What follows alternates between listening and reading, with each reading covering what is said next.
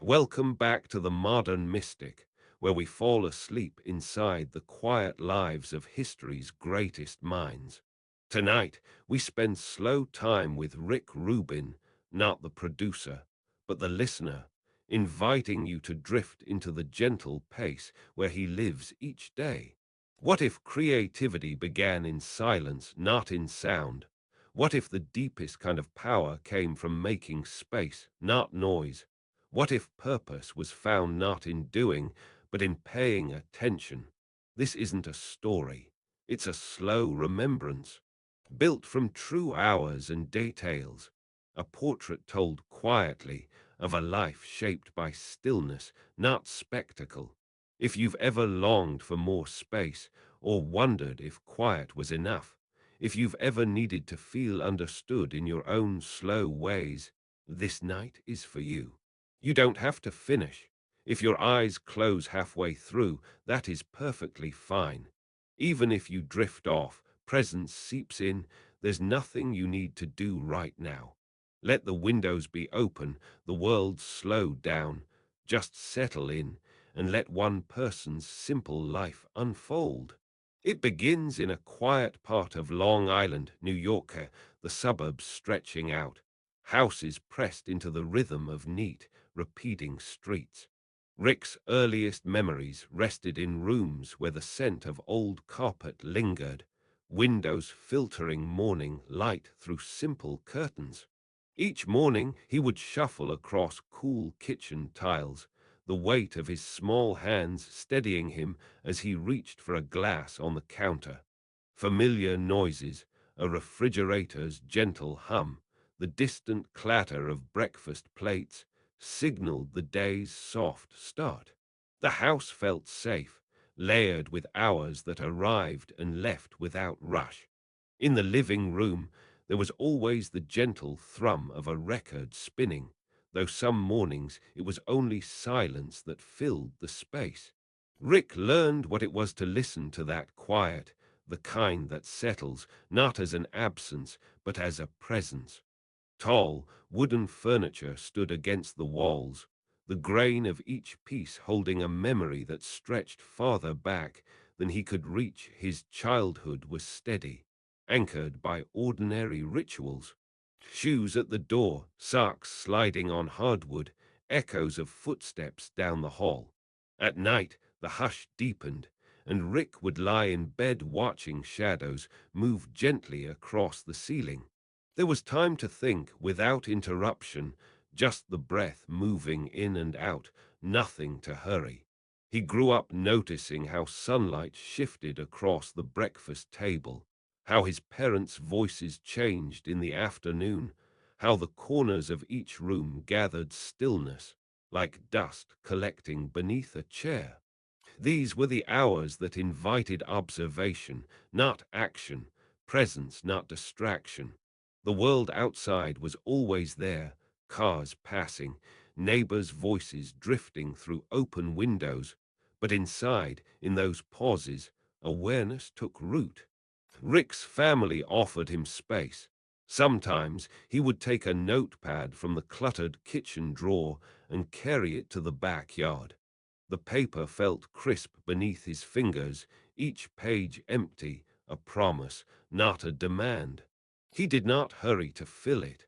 Birds moved in the branches overhead, and the air was threaded with quiet, days blurred together, afternoons spinning out unremarkably, but with a sense that anything could quietly begin.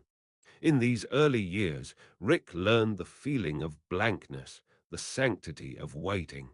Long before he found music, he discovered the art of being present, of letting things unfold at their slow, natural pace. A simple meal, the sound of a faucet, an open window letting in spring air. Boredom was allowed to bloom, and in that, imagination had room to breathe. Even as a child, he gravitated toward the edges of noise. If the television was on, he might turn it down just to watch the colors flicker, letting pictures hang in space without story. Mundane objects became something to study. A chipped mug, a rough spot on the floor, sunlight glancing off the wall. The foundation was steady, nothing forced, nothing missing. Only the soft accumulation of small, uneventful moments as years passed. This gentle approach to attention became his quiet refuge. Rick understood, even then, the difference between hearing and listening. Where many rushed, he waited. Where others filled the silence, he left room, letting the quiet shape him in ways that words could not. Presence, he learned, is not a technique. It is a devotion, returned to moment by moment, as steady and unnoticed as breath. A small room, early morning, the floor cool beneath bare feet, not yet warmed by the day. Soft edges of sunlight creep across old wooden boards, landing on a plain desk set against a single open window. There is nothing extravagant here, just the subtle breath of air through the curtains, the distant hum of morning. Rick Rubin, as a child, would have known the silence of spaces like these. Not silence as emptiness, but as fullness, the hum that hides beneath the noise, revealing itself when the house quiets, when voices soften, when the world is not yet awake. There are books, not many, stacked unevenly, some with bindings that have begun to loosen, corners softened from dozens of slow thumbings. The scent of old paper lingers, mingling with a faint trace of laundry soap on cotton sheets. Objects have their own gravity here, a felt-tipped marker rolling gently until it stops, a record sleeve lying slightly askew, a chipped mug resting on its side, waiting. He was not given a legacy of extravagance. He was handed repetition, humble materials, the kind that ask for attention rather than demand it. Sometimes, with the window cracked just enough, you could hear the sound of rain. Not a storm, just the gentlest tapping, as if reminding you that water knows how to wait, knows how to soften even stone through time. Childhood in this space was not about seeking out distractions, but learning to listen for the invisible rhythms, how the radiator pings when it warms, how the house settles when everyone's asleep. It would be easy in looking back to wish for more excitement, more stories, but the soul learns from quiet foundations, not from noise. Presence comes from meeting what is there, not from longing for what has not arrived. There was music sometimes, but more often just the hum of being. The refrigerator cycling on, the brush of fabric as someone moves through the hallway, a cat stretching in a sunlit square on the floor. These were the sounds that taught listening, a listening that does not expect but receives. Like learning to see the space between notes on a page or the pause in a conversation, these lessons form early, almost unnoticed. Sometimes it's only years later that we understand how silence can shape the soul. In these rooms, barefoot and watchful, Rick Rubin's first relationship was with nothing in particular, just the ordinary things that repeat. There is a spiritual root here, not spoken aloud, but quietly lived. The conviction that who we become is rooted in how we pay attention. The original self, not something to be achieved or performed, but lived into over many mornings in the repetition of care for humble spaces. The soul is a presence waiting beneath our preferences, beneath the noise of wanting something more. It lingers, patient, like sunlight on wooden floors, returning each day regardless of the form the morning takes. There is no hurry in this childhood, no pressure to distinguish or display. Just a slow gathering of subtle memories, long pauses, and the rich, unremarkable details that shape a person who can dwell calmly in the heart of things. And so these early rooms remain, spare and still, guiding the adult who would one day make silence a sacred practice by first honoring its source. In the mornings, Rick's house was often quiet in a way that let the smallest sounds be noticed. A refrigerator hum, the slow stretch of wood underfoot as a young Rick walked barefoot across the kitchen tiles, just to look out through the window at sunlight caught on a neighbor's grass. His childhood home on Long Island was simple, in a neighborhood lined with tidy lawns, and the chalk lines of other children's games faded on the sidewalk. The front door opened heavily and closed with a weight that could be felt in the fingertips, always reminding him. Home had its own sound. His mother, Linda, would sometimes put on the radio softly in the background, the volume low so as not to disturb the layers of the day. Rick noticed this softness early, a house where noise could exist without having to be loud. Sometimes there'd be a trace of incense left over from the evening before, weaving with the scent of whatever meal was last prepared. Life was measured in these ordinary things, thin curtains shifting slightly, counters cool to the touch, stacks of mail rubber-banded on the hallway table. He often found himself drawn to rooms where light pooled quietly near stacks of paper or old family photographs, images that faded at the corners and held the memory of birthdays and holidays. Rick's father, Michael, was a man of presence, a steady, quiet worker, moving through the day with a patience that Rick absorbed, watching more than he spoke. In these silent exchanges, passing a worn-out baseball or lifting a carton of groceries, something about the rhythm of care embedded itself in Rick. There was no need to hurry. Chores had their own slow order, each detail deserving of pause. School days began with the sound of a door latching softly shut behind him, the air clear and bright on his walk, canvas sneakers brushing slowly over the cracked sidewalks. There, on the way to school, Rick paid attention to the world, the rustle of a bush, dew that had not yet evaporated from a neighbor's car. Sometimes he would notice the way the morning breezes carried the distant sound of other children laughing, or the cleaner scent of the air as the sun rose. At school, Rick wasn't the quickest to raise his hand. Instead, he was the child whose gaze lingered on details, a pencil rolling toward the edge of the desk, chalk dust swirling as a teacher spoke. He learned by watching, letting things settle before speaking. There is a kind of listening that isn't always to words, a listening that notices tone, gesture, silence. Rick moved through his classes quietly, content to be part of the background, never forcing himself to be visible. The slowness stayed with him, turning even report cards and crumpled lunch bags into rituals of attention. Home again. The afternoon sun would move across kitchen tiles, laundry swaying gently on a basement line, an old transistor radio playing a distant ball game through fuzzy static. Each member of the Rubin household carried their quiet in a different way. His mother's care in folding towels, his father's daily commute, Rick's own way of sitting with a book only half read, letting thoughts drift between pages.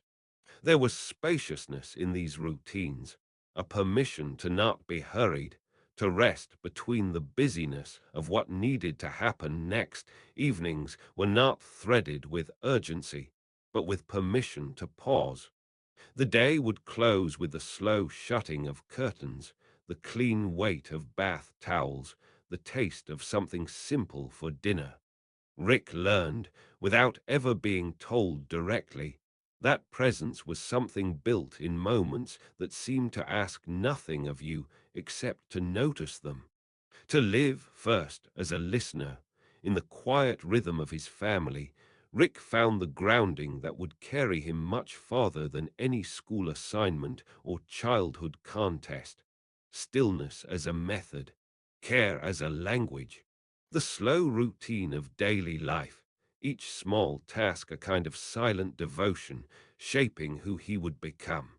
In Rick's quiet home, the morning settled in through wide windows, light inching across a pale wooden floor, catching on the baskets by the door and the gentle stack of shoes that no one hurried to wear. There was no race. This was a house where the rhythm was set by plain, living bodies instead of distant clocks. Light filtered overhead, dust sitting motionless in the beams above the kitchen table where old bowls lived and mugs cooled slowly beside folded papers. Here, family was neither backdrop nor theater. It was more like air, invisible, shaping every breath. The hush after breakfast was a different kind of presence. Sunlight on smooth wood, the dry softness of linen beneath tired hands. Family, Rick found, could be the sense of another's footsteps in the next room, the slow comfort of quiet voices passing, doors gently shutting in their old, careful way. The rituals weren't written or taught, but felt, the hush of someone waking, the gentle click of a kettle being set, the brief press of a mother's hand on a shoulder. In these ordinary exchanges, the soul found nourishment, not from rules or structure alone, but from being witnessed.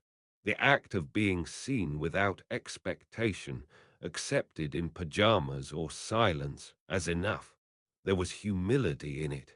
Not the humility learned from lessons, but one that seeps in while cleaning up spilled tea or returning to the same shared table day after day. Family, in its still hours, helps the soul remember it is not a product of effort, but of belonging. It offers rest from doing, an unspoken invitation to simply be here, barefoot on cool stone, inhaling the steady presence of others. The need to become someone twists and softens, lost beneath the slow, reassuring rhythm of familiar bodies breathing nearby. The soul, faced with softness, roots deeper, not needing to impress or define. A comfort grows, slow as ivy. Here, who you are is enough. Rick learned what time felt like, the real hours, not the schedule, but presence. To listen for the sound of his father's newspaper, for a door upstairs, for the wordless ways love could travel in a quiet house. It was easy to forget, in the silent lull between conversation, or in the modest act of sharing fruit at breakfast, that family tends the inner life by simply remaining, not making, not pushing, just witnessing, like the deep still water that accepts each leaf without ripple or judgment. In the slowing, something sacred arrives. The ancient teaching is not about rule or obligation, but about releasing the desperate urge to invent the self in every moment. Instead, in the long, ordinary hours among family, the soul discovers its own place, not apart, not owned, but joined. There is gentleness here. The morning shadow on the stair, the first breeze through an open window, the subtle weight of another presence in the same quiet space. If greatness begins, it begins here, not by striving, but by settling. In the ordinary, in the given, in the uninterrupted silence of a household at peace, expectation recedes and attention blooms. Presence becomes devotion. No grand gestures, only the slow collection of shared hours, the fabric of soul nested within soul, and nothing more is needed. There's a small, square room above a garage on Long Island. The carpet is beige, thin, tufted under bare feet. A twin mattress sits low on the floor, not much else in the way of decoration. That's where Rick spends most evenings as a teenager, especially in the gray months when the windows drip and the house is quiet. He crouches by the edge of his bed, tracing his finger along the spine of a notebook that stays open but mostly empty. The page is smooth, off-white, slightly curled from being turned and turned again.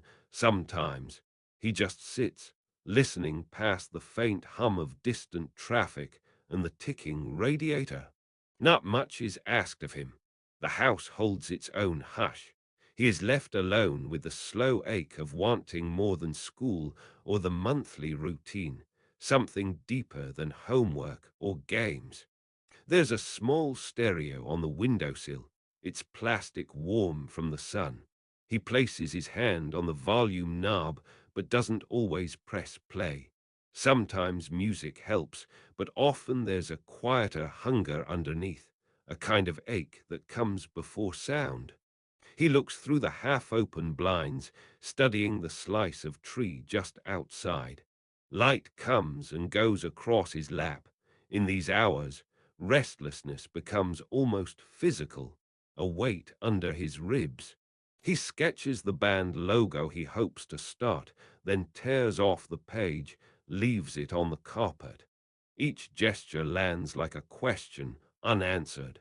In the stillness, he notices how rare it feels to be truly seen, even by friends. Even among people, he's often listening to something that no one else seems to hear. There are stacks of music magazines, Spin, Melody Maker, in a loose pile alongside the mattress. Their covers rough, corners worn from so many idle flips. Rick reads about artists in London or New York, whole lives devoted to the work of listening and making. It gives him something to reach toward on long afternoons, the scent of old paper and ink blending with dust motes in the light. He runs a thumb along the spine.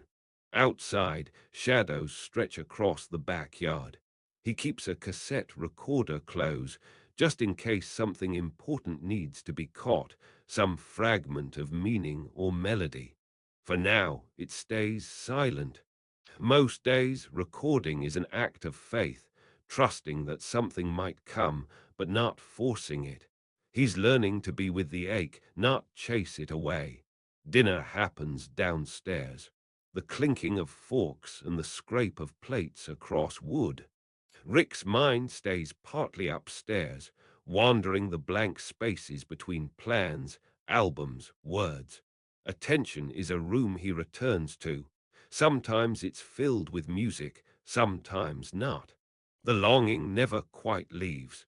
It's a companion, shadowing him down the hallway, pooling in his chest as he wipes his hands on his jeans and sits cross-legged on the floor.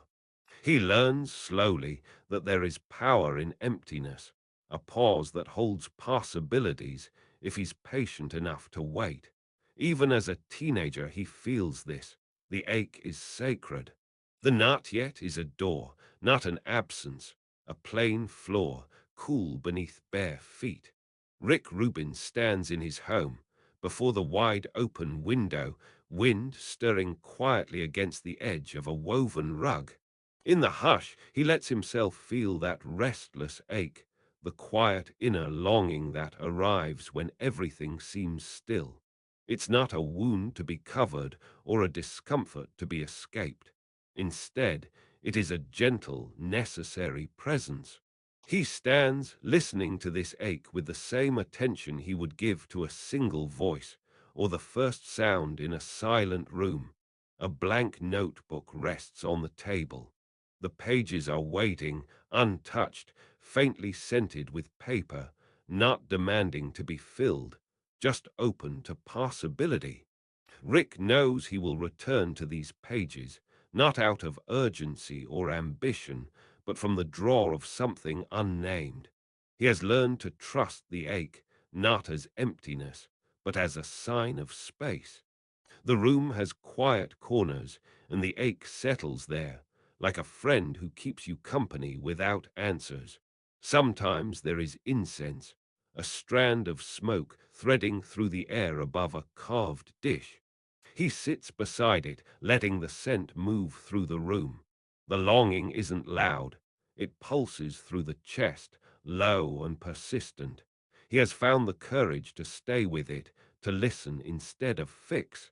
Noticing how the ache makes space in the day, he recognizes how it sharpens awareness.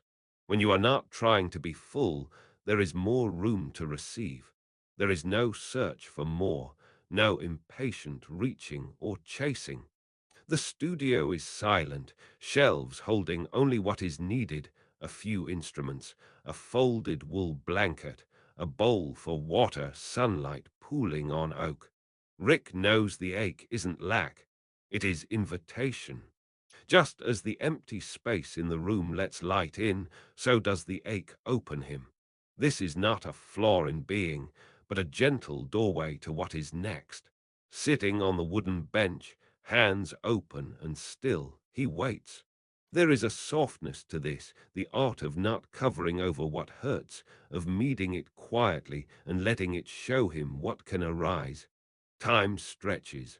The longing doesn't fade, but it changes shape. Sometimes it's sharper, sometimes subtler. Often it draws his attention to the tiniest details, the way the breeze moves a lock of hair, the feeling of thumb against the edge of raw paper, the sound of breath in a silent afternoon. He notices how, in the ache, there is nothing missing. The ache is simply the room in which life arrives. To let longing be, not to turn away, but to meet it, becomes its own act of devotion. To remember that this ache is not proof of lack, but the very source of creative possibility.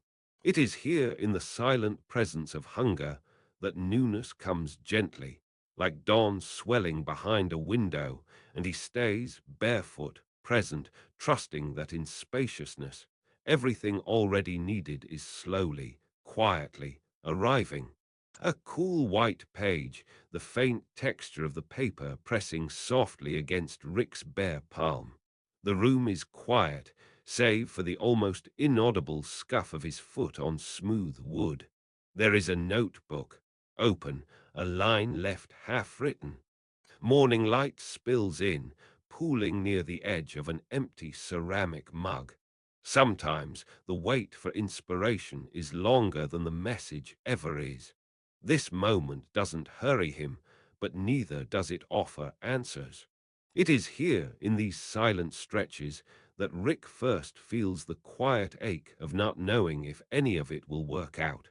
After college, the old routines no longer fit. The band rehearsals soften, then stop.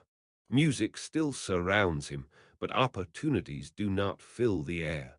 He finds himself sitting at a desk long after midnight, not writing, just listening to the hush, a place between one world and the next. The window is open. Distant city sounds mix with the muted beating of his own heart. There is no applause, no clear sign to move forward, only the hum of traffic and the subtle coolness of air drifting in. In these months, Rick drifts through New York's rhythms, untethered. There are meetings that don't lead anywhere, projects that never quite get off the ground. He feels the weight of each, almost. Each friend who moves ahead, each door that closes quietly. He wears soft t-shirts, sometimes the same for days, the cotton tracing the familiar lines of his body. On his walks, concrete stretches out, gray and endless beneath bare feet or battered sneakers. He listens more than he speaks. He pays attention, not to the music, but to spaces in between.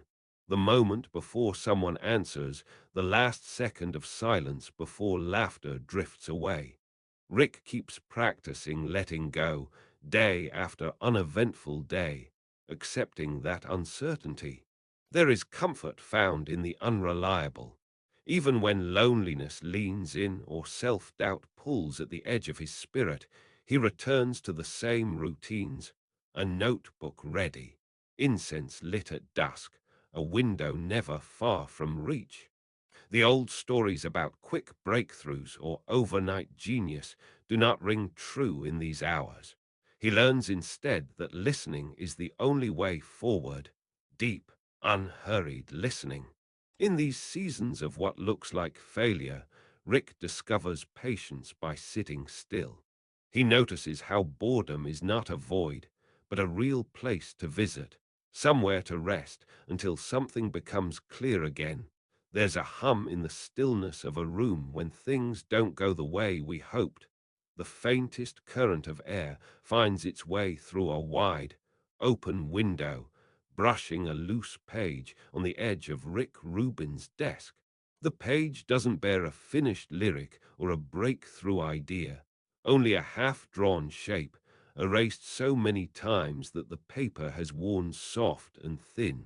Traces of graphite, the quiet reminder of attempts set aside. It's not dramatic. This pause after things fall apart. It's almost uneventful, the way Rick sets down a pen, rubs a bare heel along the worn floorboards, then breathes out. His gaze drifts, not to hunt for answers, but to let himself feel the slow emptiness that fills the space after a misstep. A candle guttering low on the shelf, a ceramic cup cooling on the table. Failure doesn't thunder in with grand events. Sometimes it comes like this, silent, like slightly colder air. The sound in the room is quiet, just the faint shifting of feet across wood, the soft lift of a window as morning air makes its way in. Rick moves without hurry. There's a notebook with no writing yet, pages still blank, the edge dusty from resting untouched for days. The ritual is not glamorous. He sits barefoot, letting his weight find the chair and waits. Waiting isn't an empty pause here. There's a discipline to it. The muscle memory of not rushing, not reaching. Just attending to the breath in and out, letting the room settle, letting his own mind settle, too. A pencil, heavy and familiar in his hand, makes contact with the paper. But most days, lines won't come right away. There are mornings when he only draws a single circle or writes nothing at all. It's the returning that marks the practice, not the product. The slowness, the non-event of it becomes its own rhythm. The faint scent of incense lingers, smoke curling in delicate patterns. Light shifts on the wooden floorboards, growing warmer, then cool again as shadows move. The repetition is gentle, without pressure.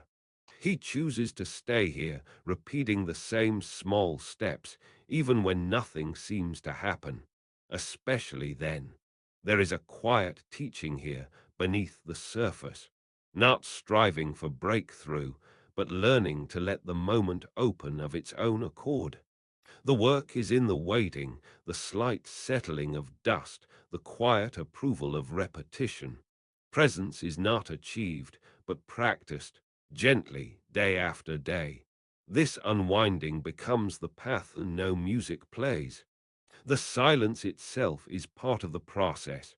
Rick's practice is to notice the weight of the table under his arm, the sound of distant birds, the texture of fabric against his leg. Each repetition of the routine strengthens a different kind of listening, quieter than production, slower than inspiration. The act is simple: show up, notice, return.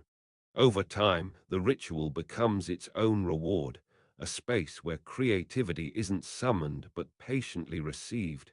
And within this steady, quiet circle, something undiscovered begins to move. A plain ceramic incense holder rests on Rick's windowsill. Every morning, his hand finds it almost without looking. He lifts one smooth stick from the same box. The motion is quiet, stripped of effort.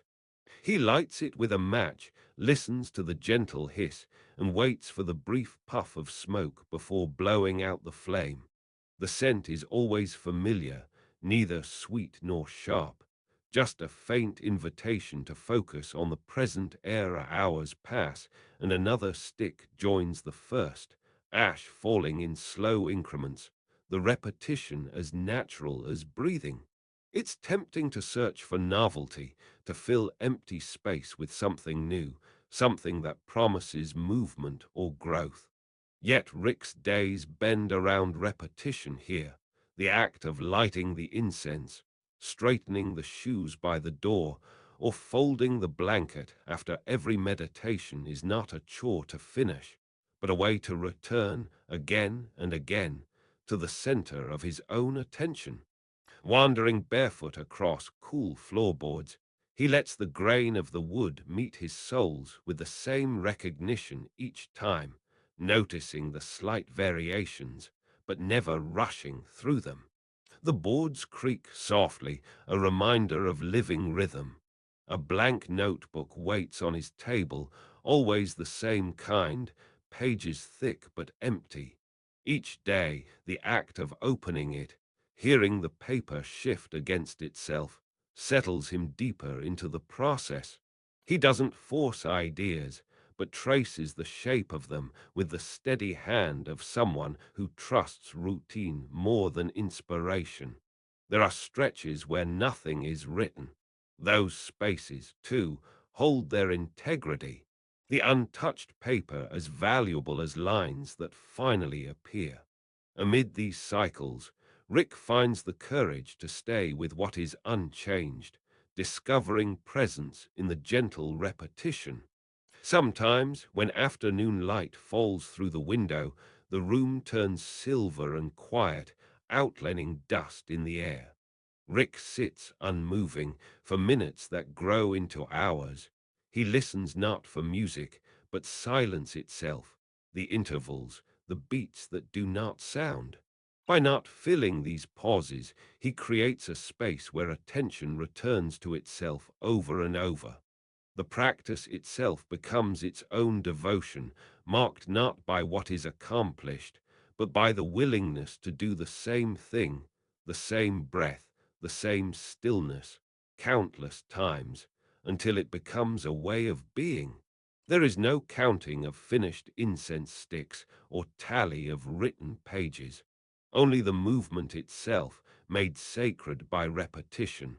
Somewhere in the haze of morning, a pair of sandals rests at the threshold of the studio, silent and still. The sun is shifting low, catching on the scratched grain of an old wooden table. Rick Rubin is already inside, his movements nearly invisible. There's no announcement, no entry music, just the quiet hum of a room before anything has begun. He sits, sometimes cross-legged, sometimes upright, an open notebook lying untouched beside him. The cover is plain. Its pages are mostly empty, bearing only the casual weight of a hand's promise. The air smells faintly of incense. The smoke is slight, leaving a thread of memory behind. Musicians arrive slowly, often uncertain if the studio is open. Rubin offers a nod, maybe a silent invitation to sit anywhere. Couch, floor, a sun-warmed chair by the window. The only real rule is presence. On certain mornings, the hush is thick, a pause so long that someone might wonder if this is the work. It is. Rubin listens, not to the speakers or to playback, but to the shape of quiet around each person. Sometimes he drinks tea, the ceramic cup warmed in his hands, anchoring both him and the room. The table is scattered with small objects, pocket stones, a faded photograph of someone long gone, a wrinkled shirt tossed onto the back of an old armchair. Nothing is precious except the attention.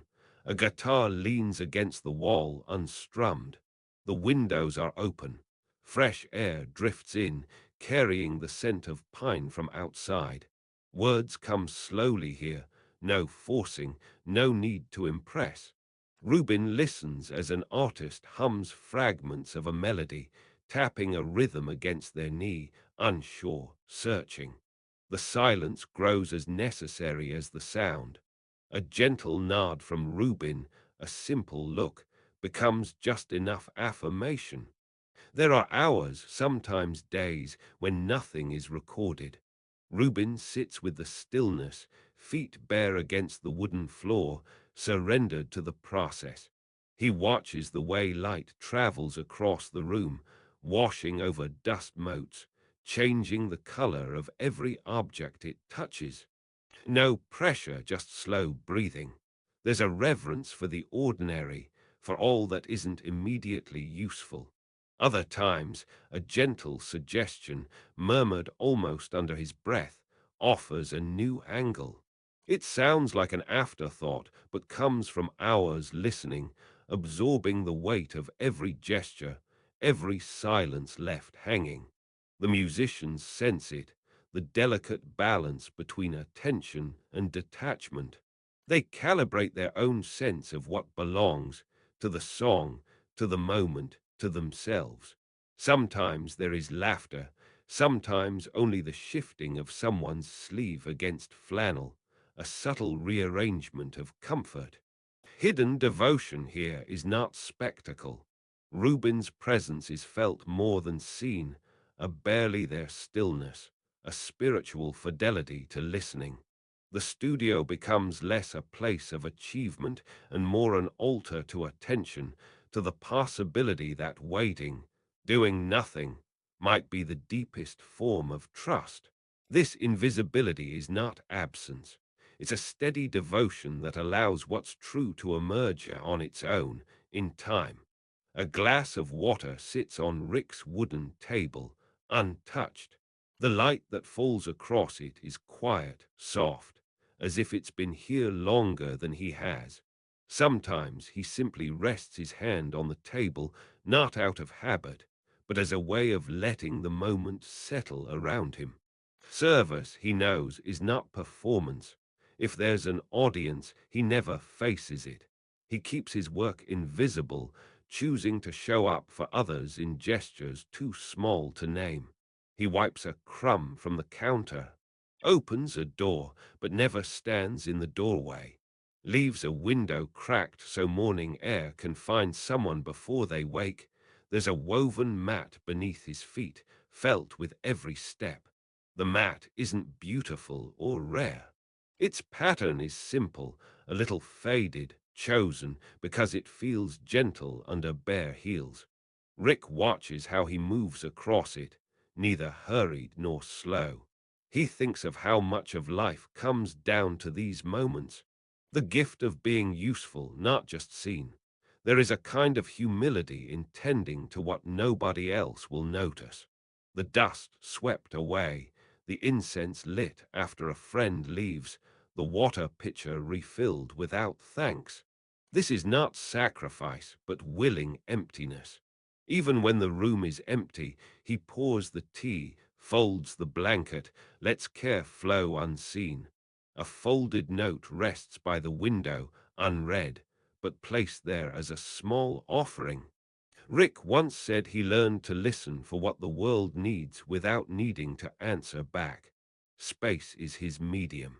He creates absence so that others might find presence, a vessel to hold silence, to let light in where it might have been blocked. He has no urge to fill the space. Instead, he remains the one who waits, who witnesses. If humility is a door, then he is content just to stand nearby, never opening it for himself. The leaf outside the window moves only when the wind comes, and so does he, this way of moving, serving without spotlight, letting attention rest on what surrounds him, not on himself, becomes his private devotion. Shoes by the wall, the faint scent of burning wood, a window shutting softly at dusk. These things bear no praise, and yet they are the secret rhythm of a life filled with quiet abundance. Serving from emptiness, not lack, he becomes the vessel, content to remain open, to let the light pass through. The house is silent but full. Rick walks barefoot, unhurried, unseen, and in this he serves. The afternoon light drifts into the house, sliding across the smoothed wooden floorboards and making its way toward the edge of a bench where Rick Rubin sits. There's a half-opened notebook nearby. Its pages are unmarked, the lines pressed in faint blue as if waiting. His bare feet rest against the coolness of the grain. Somewhere on the other side of the window, the world goes about its own urgency. Cars, voices, the narrowing and widening of life. But in this room, the air is still, held by intention. Rick's hand hovers forever above the page before any pen ever drops. He knows this feeling, being on the edge of something that asks for all of you, where the invitation isn't frantic, but quietly absolute. Moments of genius, he's learned, require an obsessive kind of listening. There is nothing casual here, not with the work, not with himself. Each creative act asks for immersion, sometimes to the point of erasing the border between doing and being done to. On the corner of the table sits a stick of incense, slowly burning, the slightest curl of smoke barely trembling as it rises. The scent weaves into memory, a memory of endless nights spent fine-tuning, mixing, repeating without end. Behind every famous record, there was always this: a closed room, an open journal, a mind doubling back again and again, chasing the feeling of something perfectly unresolved. No music is playing yet, but you can almost feel the vibration growing in the silence, like a frequency waiting to emerge from emptiness. In this place, Rick becomes intensely focused. The world falls away, and the only thing that remains is this present, persistent demand for excellence, never frantic, but deeply exacting. Perfection is not about control, but about giving full attention to what wants to be made. In these hours, the small acts, adjusting a shade, tidying a corner, tearing a page from a notebook, become rituals, shaping the air for genius to arrive. There's nothing loud about these gestures, but the repetition is relentless. Each time he returns, as if chasing an echo from the other side of silence, at the threshold between morning and afternoon, Rick walks from the living room to the kitchen, the soles of his feet catching on the cool Spanish tile. The kitchen is uncluttered, a clear mug, a kettle cooling off the boil. Even the act of making tea becomes a form of devotion, a promise to stay with the process. There are days of intensity in every record, hours pushing artists just a little further, repeating a single passage until something shifts. But here, the real work is about patience, letting the song come into being, stepping out of the way, then returning over and over. A window cracked open lets air slip inside, carrying sounds from distant trees. You can sense how genius is not a moment, but a long series of hours. The endless pursuit, the small tweaks, the obsessions quiet but whole. To any outside observer, it might look like nothing is happening. But inside, Rick is fully enthralled.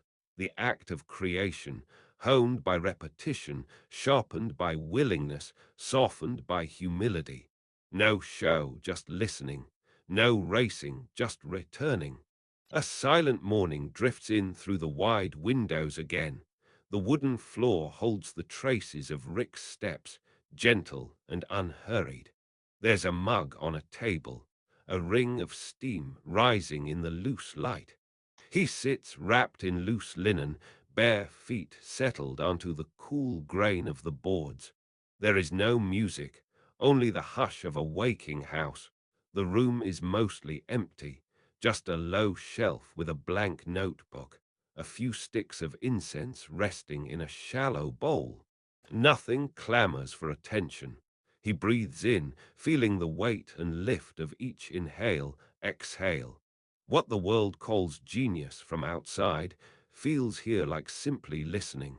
No racing thoughts, no tide of ambition. Just a steady presence, a willingness to wait until something true emerges in the quiet. He reaches for the notebook, not to write, but to touch the paper, fingers smoothing the edge, noticing the subtle give. There is time. There is always time when nothing must be controlled. Genius, for him, is not a matter of force. It is communion with what wants to be revealed, a conversation with silence. In these slow hours, it becomes possible to sense. Awareness itself is creative. He does not chase ideas anymore. He lets the atmosphere fill, and then something subtle gathers, almost unnoticeable, a feeling, a thought, a direction, yet never pushed, just accepted as it arrives. Dust glimmers in a sunbeam near the door. He watches as it drifts and spins and rises, another part of this moment that does not need to be solved. He pours another cup of tea, ceramic rough in his hand, heat, then cooling. The house is still but not empty. He is not trying to command what comes or to bend his hours into shape. Instead, he sets the tone for the day with a kind attention. Not a vision of victory, but an allowance, a segment of time where the field is open, the invitation always offered but never urgent. There are days when the mind wants to turn genius into obsession, when old habits whisper that greatness must be hunted, wrangled, controlled. Rick sits quietly in those moments, noticing the urge, but not following it. He has learned slowly, repeatedly, that true creation emerges in the space between intentions. The ritual is not to conquer the day, but to attune to it, to let each segment, each stillness be its own world. He lights incense, the scent rising smoky and dense. The present moment is all there is, and all he needs. Genius, he knows now, is not a personal trait, but a meeting, a collaboration with whatever wants to express itself through him. He closes his eyes, breath steady, letting the air move, letting the world fill the room softly. Nothing forced, everything allowed. It's simple and it's enough, and as another quiet hour passes, the dust settles again. He reaches for the blank notebook, sometimes, only to turn the page. In the quiet of early morning, before most would think to stir, Rick would sit with his back resting against a cool, bare wall. The floor beneath him, smooth, faintly speckled concrete, held its own memory of night. Sunlight, still new and unsure, crept along the line where wall met floor. There was no music playing, no agenda waiting, just a man waking slowly to the sound of his own breath without urgency. He had let go of the noise of recognition, the days where every call or nod from the outside signaled importance, including those heady, unending seasons at Columbia, were gone. He didn't rush to check what others were doing. There was no need to assert a title or to maintain an edge. The world, once a series of expectations, was now a series of open windows, letting in wind that moved curtain just slightly. The air was always a little cool on his skin. Mornings had changed since those other years. Instead of journaling ideas as they arrived, he sometimes just regarded his blank notebook. Its pages caught the gold of morning light, silent and waiting. He noticed the simple act of sitting, uncluttered by plans. The old pattern, feeding every quiet with information or proving something had been produced, was softer now. The moment was allowed to stretch. There, in the long pause, he recognized what he'd released, the endless need to show he mattered, to keep building upon each prior achievement. The pursuit had been exchanged for stillness, an inner room emptied of furniture so everything could echo gently. The objects in the room were minimal by intention. A low table, bare except for a single unlit stick of incense. A mug, sometimes warm, sometimes forgotten, leaving a faint circle on the pale wood. no clutter. The sense of space itself was a new kind of measure. When he passed windows, he noticed how outside sounds, wind, distant birds, belonged just as they were. No expectation to change or capture them, no need to make them part of some larger arrangement. Presence was all that remained, and it was enough. Sometimes friends would reach out, puzzled by what seemed like withdrawal. But he didn't withdraw from them, only from the role of being what they expected. That, too, was a kind of loss, a soft one, like laying down a coat no longer needed.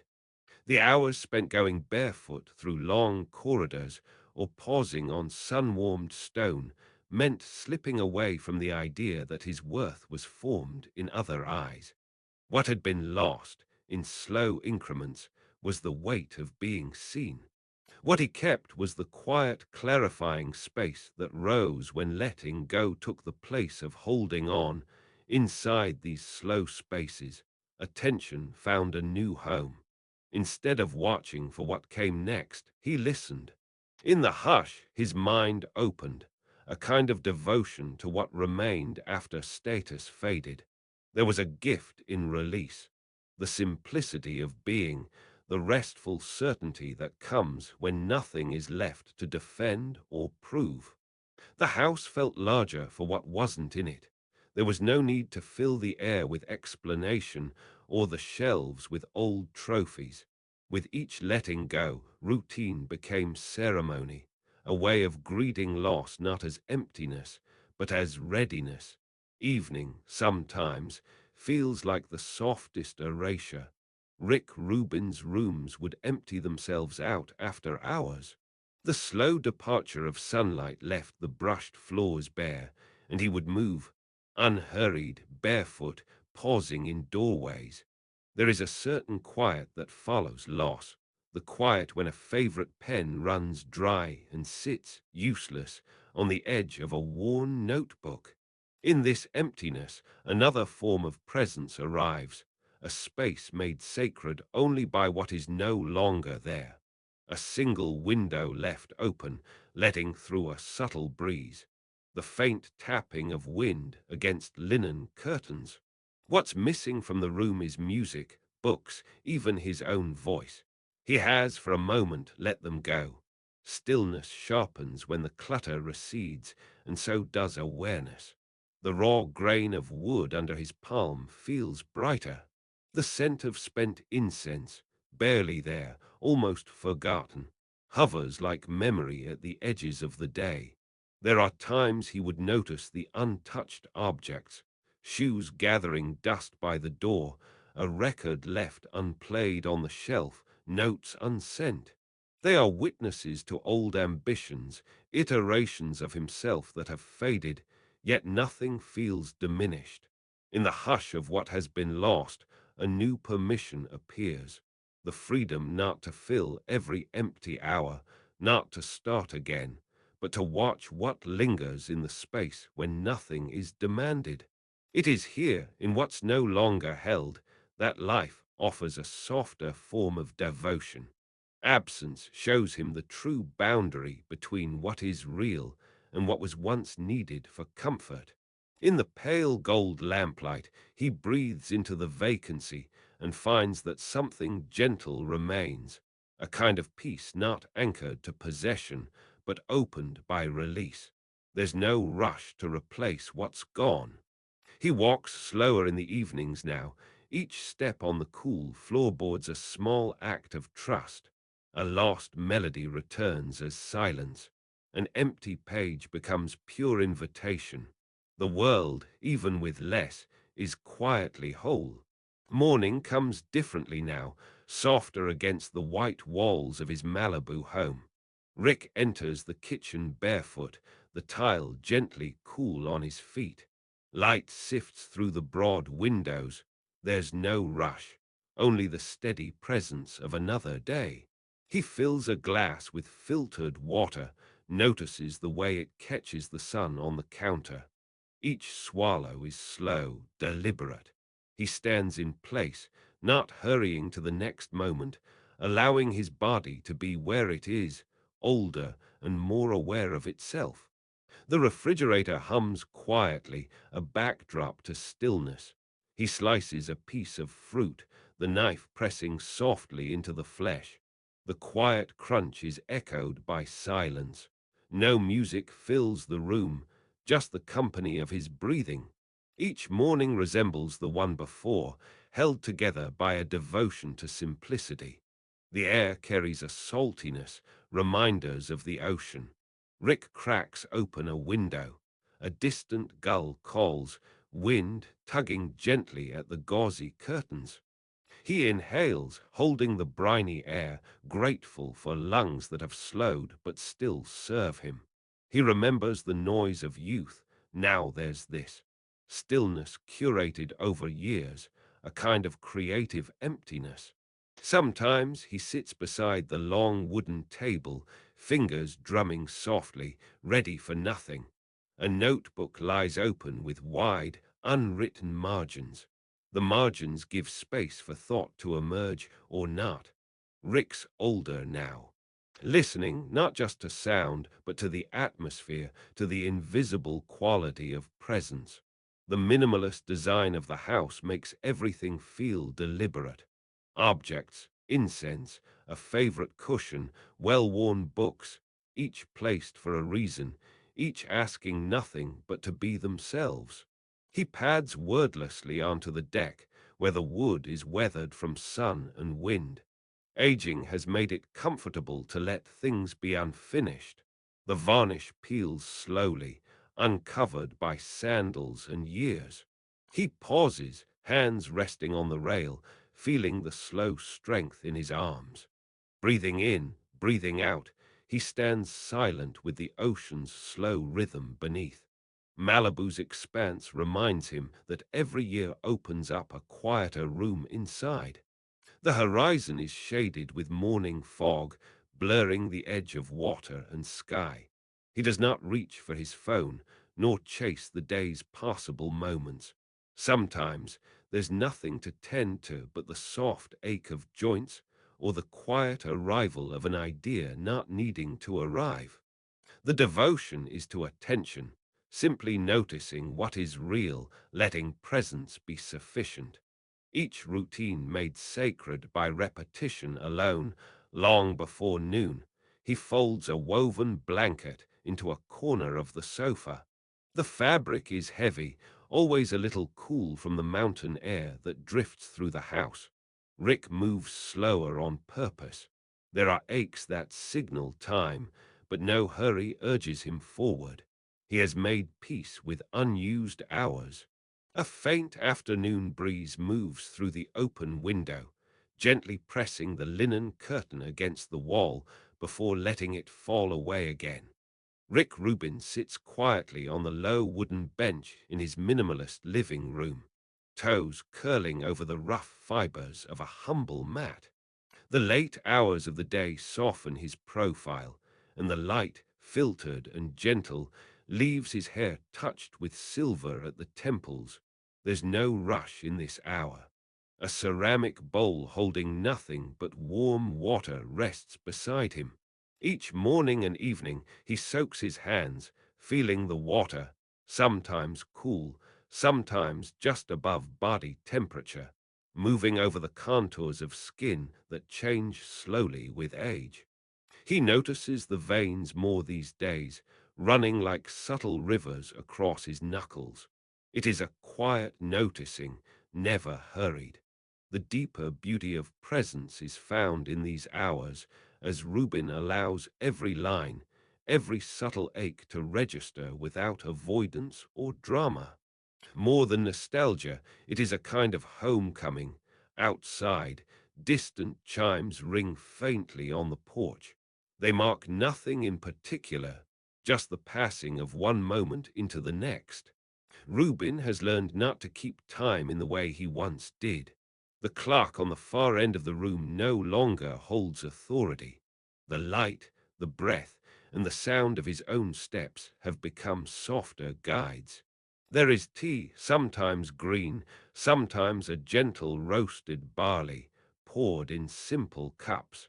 He feels the warmth of the vessel against his palms. In these moments, the taste is secondary. It is the holding, the inhaling of steam, the quiet permission to simply be as he is. Sometimes he sits for long stretches without sip or thought. There are no ideas to chase, no memories to clutch.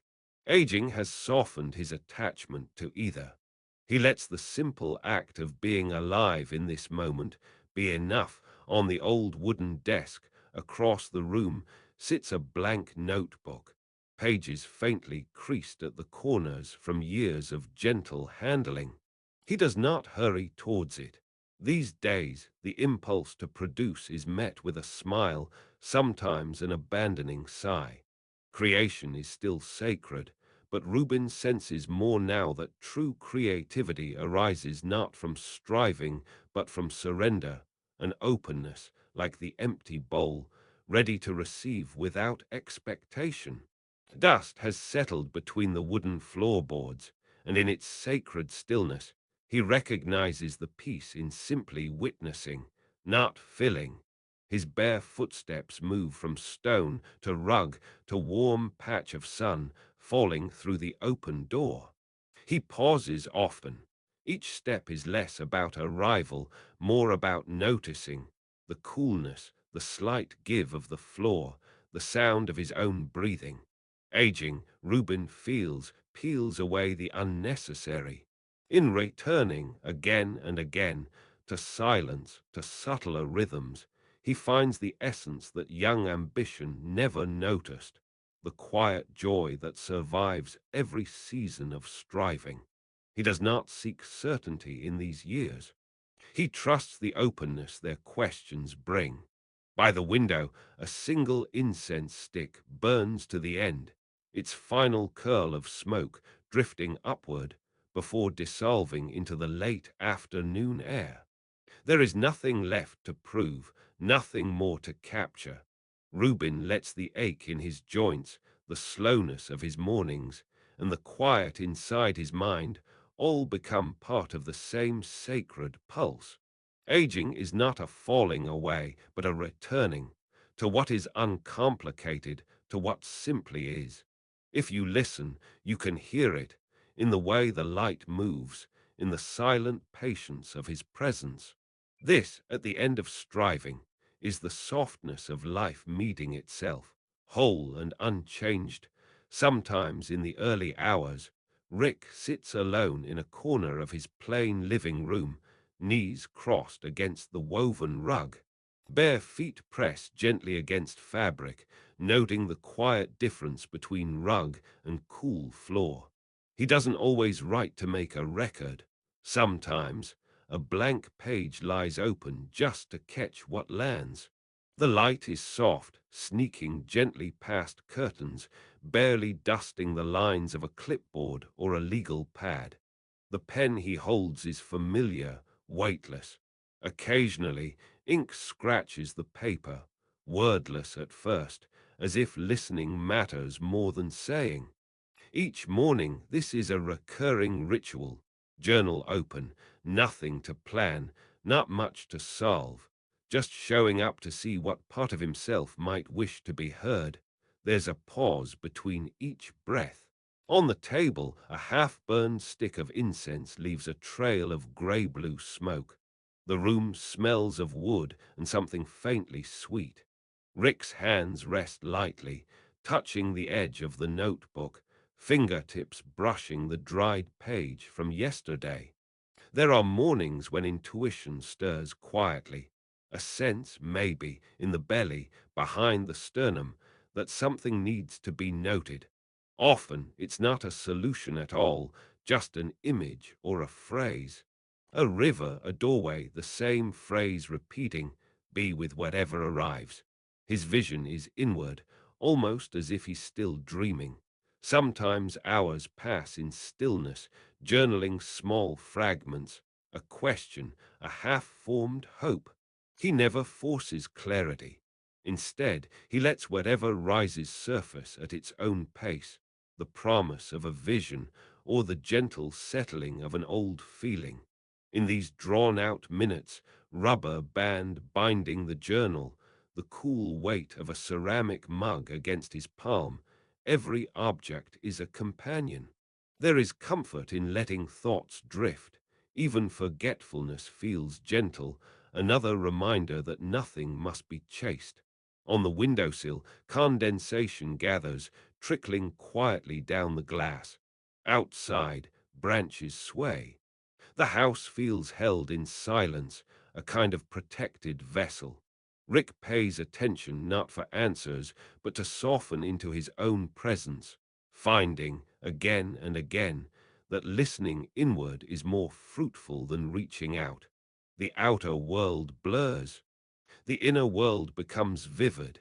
Here, even waiting is rich. A notebook transforms into a mirror, a record not just of what he thinks, but how he attends. Whatever comes is enough. There's just a slowing, a receiving, a gentle bearing witness to what lives beneath the mind again and again. Rick returns to breakfast late, or to the world of emails much later, carrying with him those small seeds of knowing, barely spoken, but still alive in the shape of his day. When intuition lays itself down, he doesn't interrogate. He nods silently, trusting that what's necessary will remain. The page closes with the softest sound. The incense burns out. There is nothing left to do, and that is exactly enough. There is a gentle hush that settles in the rooms when night deepens, and even the house seems to turn quietly inward. Rick moves his hand to the linen sheets, feeling their coolness. The window is open just a little, letting in a tide of night air, and the small sounds that are only present at this hour, the distant breath of wind, the far-off call of an unseen bird. The presence of the room changes, shifting into something softer, asking for nothing but rest. Somewhere between feeling and sleep, the mind loosens.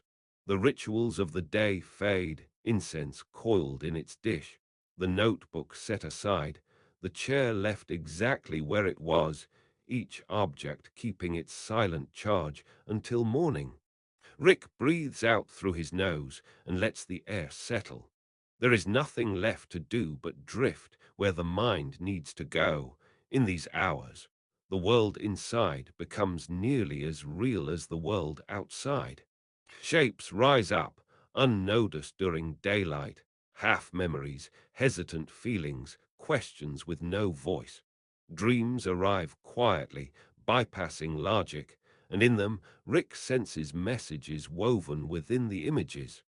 Sometimes it is a long hallway or a vast open window that looks out at a horizon he cannot name. The details are never forced or bright. They slip past with the gentleness of breath. There is calm in not needing to analyze. On some nights, Rick wakes briefly after a vivid scene, writes down a word or two on the bedside notepad, just enough to honor what was given, not enough to pin it down. The smooth paper, the weight of the pencil, the silence between the lines, it all feels part of the same conversation, the soul speaking to itself in another voice. Over time, it becomes clear that what is felt in dream can shape the waking day. The emotions left by the vision ripple out into the morning, guiding attention, softening the edges of thought. The lines between the material and the hidden blur here. It's as though awareness becomes wider in these hours, able to notice things left behind by the speed of waking life. A small feeling of peace or subtle anticipation can color the whole day ahead, a quiet reminder that reality often forms around what is held, not just in the hands, but deep in the heart and mind. In this way, dreams are not escape, but a kind of remembering, a reconnection to the deeper stream that moves beneath every task and silent moment. There is no effort, only acceptance. Each night is different, every message unique. Rick trusts that what arrives in the quiet is enough. that even something as simple as the comfort of a blanket or the slow release into sleep is a kind of guidance. Presence remains, whether in full awareness or in the drifting world of night, and each returns to the other like the slow movement of breath in and out. When morning comes, Rick will rise gently, but for now he rests in that silent communication only the soul can offer, knowing that stillness is not emptiness, but a sacred fullness, arriving right on time. There are some winters when the walls of a life seem to grow closer. Rick noticed it first not in his mind, but in his chest, a tightness, a hollowing out, a pulse that felt unsteady even as he sat completely still on a woven mat by the broad window. The light outside was ashen, thin, barely there, the kind that made dust on the floor stand out sharply, every speck visible. The air in the room was cool, carrying the scent of incense that had burned down its last inch. Silence pressed in from all sides, and even the distant sound of the ocean had faded beneath the thrum of his heartbeat. A glass of water waited on the wooden ledge, untouched. Rick's hands rested flat against the page of a blank notebook, but no words arrived. This wasn't a block. It was scarcity, a kind of emptiness that insisted on being honored. There's a difference between waiting for inspiration and waiting for your body to lead you forward. He learned that stillness is not always peace. Sometimes it's just the only thing that's possible. Breath moving in shallow and fragile. A spine curved gently against the weight of fatigue. On mornings like this, he paced barefoot from the edge of his futon to the kitchen, aware of every echo his heel made on the reclaimed wood. No music played. The radio, usually tuned low to a distant jazz station, remained silent. The kettle took longer to boil than usual, or perhaps time simply stretched on those days. A cloth draped across his shoulders, the scratch of linen against the back of his neck. Making tea required patience, but not much energy. He didn't reach for the phone. The world beyond the open window, palms shivering slightly in cool wind, branches scraping softly on the stucco, existed without him. He accepted that he had to let go. The habits that once signified control, morning routines, lists, edits, endless cycles of fixing and perfecting, grew meaningless against the blunt fact of physical breakdown. There can be devotion in surrender, he realized, even if the soul feels scattered and thin. There is a memory of writing years ago when thoughts arrived faster than his hand could follow. But now the act of not writing was itself a form of presence, an attention paid to what refuses to happen. The notebook stayed open, its pale paper touched occasionally by sunlight. His heart beat unevenly, a living metronome setting a slow tempo inside his chest. Rick remembered the doctor's words, delivered in a softly lit room with the smell of disinfectant and flowers blending at the edges. Rest, he was told. Withdraw, and so he did, not as retreat, but as a different way of listening. He allowed the faint patterns of the ceiling to absorb his gaze. The ceiling fan was still. Even silence, he noticed, was never empty. There was always another layer beneath, the sound of breath, the settling of bones, the whisper of fabric moving along skin. He stopped searching for meaning in the quiet. The body knows when it has reached its edge. Illness stripped away any ambition to perform or seek. Instead, Rick let himself descend, day upon day, into the hollow spaces between words, between actions, between each slow moment. Sometimes his mind wandered backwards, not to accomplishments, but to forgotten mornings, simple acts like changing a bedsheet or peeling an orange at the kitchen counter. With each fragile hour, he was learning, slowly, that nothing urgent needed to be accomplished now, only the act of being present with what is. Each inhalation revealed its own lesson in humility, each exhale a gentle letting go. In this darkness, with little to hold and fewer impulses to act, Rick discovered that stillness was not a skill to be mastered, but a state to survive one breath, and then another. There's a moment in Rick's day, almost always unnoticed, when he lets the afternoon light move across the bare wood of his steady table. The sun angles indifferently as the hours pass, a gold sheet settling quietly atop pale pages, some